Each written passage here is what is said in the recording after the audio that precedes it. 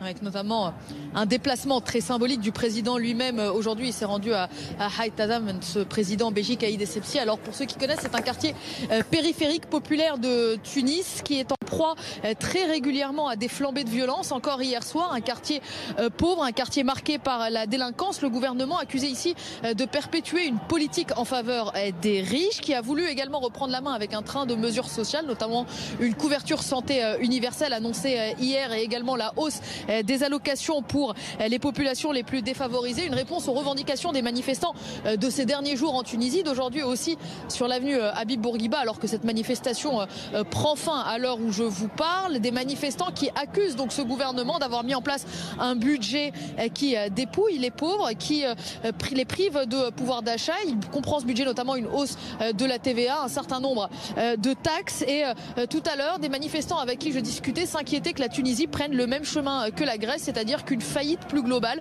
soit en train d'être préparée. D'autres revendications également portées aujourd'hui à l'heure du bilan, puisqu'on est effectivement 7 jours après le départ du président Ben Ali, des manifestants qui nous réclamaient plus de justice, estimant notamment que cette révolution, elle n'a pas été marquée par des décisions fortes pour les martyrs, pour les personnes qui ont été blessées ou qui sont mortes sous les balles de la police. Pour eux, la condamnation de ces responsables, c'est la seule condition aujourd'hui pour pleinement parvenir à un état de droit.